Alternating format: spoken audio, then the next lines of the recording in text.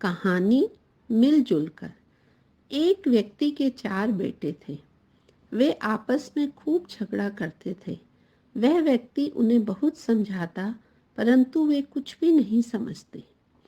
जब बातों के द्वारा वह अपने बच्चों के झगड़ों को रोकने में सफल नहीं रहा, तो उसने कुछ प्रयोग करके इसका समाधान करने का निर्णय लिया। एक दिन उसने अपने बेटों से कहा कि उसे लकड़ियों का एक बंडल लाकर दें। जब उन्होंने ऐसा किया तो उसने उनमें से प्रत्येक के हाथों में वह बंडल देकर उसे तोड़ने के लिए कहा। उन्होंने अपनी पूरी ताकत से कोशिश की, लेकिन वे सफल नहीं हो पाए। उसने अगली बार बंडल खोला और एक एक करके लकड़ियों को अलग अलग किया और फिर उन लकड़ियों को अपने बेटों के हाथों में देकर उन्हें तोड़ने के लिए कहा। इस बार उन्होंने उन लकड़ियों को आसानी से तोड़ दिया।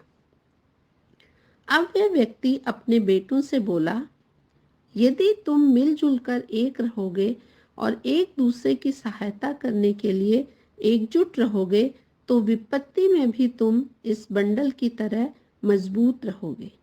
यदि तुम आपस में बंटे रहोगे तो तुम टूट सकते हो और कोई तुम्हें नुकसान भी पहुंचा सकता है। अब मैं कुछ प्रश्न आपके सामने रखती हूँ। परिवार कब टूटते हैं? जब पैसा नहीं होता या आपस में एकता नहीं होती? क्या आपके साथ कभी ऐसा हुआ है जब आप मिलजुल कर काम नहीं कर पाए और उसका नुकसान आपको उठाना पड़ा? कब कब आपने परिवार में मिलकर रहने से काम पूरे होते देखे? मैं आशा करती हूँ कि आप कहानी के माध्यम से मिलजुल कर रहने के महत्व को समझ पाएंगे। धन्यवाद। Thank you. Be safe, be happy.